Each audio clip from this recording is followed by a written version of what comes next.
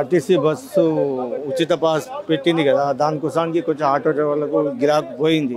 ఇప్పుడు ఏంటంటే ఇప్పుడు మీటర్ మినిమం బి పెరగలేదు. ఇప్పుడు ఏంటంటే మినిమం రోజు రేట్లు పెరుగుతూనే ఉన్నాయి కదా. ఏంటంటే ఇంటి ఆడవాళ్ళ ఇల్లు కిరాయి కట్టాలంటే ఆటో వాళ్ళకు భారం పడ్డది. స్కూల్ పిల్లలు మీ చేసుకున్నామంటే ఇప్పుడు ట్రాఫిక్ వాళ్ళు 6 మంది మేము ఉన్నా అని 6 మంది 5 మంది ఉన్నా అని మాకు ట్రాఫిక్ వాళ్ళు వేధింపులు చేస్తున్నారు. అయితే అట్లా చేస్తే యూనియన్ దగ్గరికి పోతే 6 మందికి పర్మిట్ చేసి 7 మంది 8 మంది ఉన్నా అని మాకు ఛాలెంజ్ చేస్తూ ఉన్నారు. ఇక ఏంటంటే ఇప్పుడు రోడ్ల మీద మినిమం ఛార్జ్ పెంచలేదు. 10, 15, 20 ఏళ్ళు అయింది. కోవిడ్ వచ్చి అయిపోయినప్పటి మినిమం 20 రూపాయలే ఉంది. దానికి కొంచెం పెంచలేదు. పెట్రోల్ కానీ గ్యాస్ కానీ అన్ని చీజులు రేట్ పెరుగుతూనే ఉన్నాయి. ఎక్కడైనా ఇల్లు కిరాయి పోదామంటే కిరాయి అద్దులు పెరుగుతూనే ఉన్నాయి. ఇక ఆటో కిరాయి చేయాలంటే రోజు 200, 300 వస్తూనే లేవు. చాలా ఇప్పుడు ఇంట్లో ఆడపిల్లలు ఉన్నారు. ఇంట్లో ఎవరికి ఇబ్బంది ఉంది. అట్లా అన్నమాట.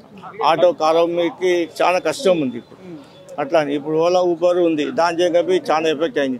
2 వీలర్తో ఇంకా ఎఫెక్ట్ అవుతుంది మాకు. ఓలా ఊబర్ కానీ ఇది కానీ తక్లీఫ్ అవుతుంది. మరి ముఖ్యమంత్రి ఎందుకు అర్థం కావట్లేదు? మా మీద ఏమో చేస్తాను అన్నాడు, గరీబులు అన్నాడు, కార్మికులు అన్నాడు, ఏం పట్టించుకుంటలేడు. ఇప్పుడు ఎన్నికల ముందు మీరే కదా ఓట్లు వేసినాం. ఇప్పుడు ఆయనకు 7, 8 ఏళ్ళ దాకా ఓపిక పట్టినాం. ఇంతవరకు మాకు ఏం ఇచ్చేస్తలేడు. అయితే మేము మొన్న వై జంక్షన్ దాకా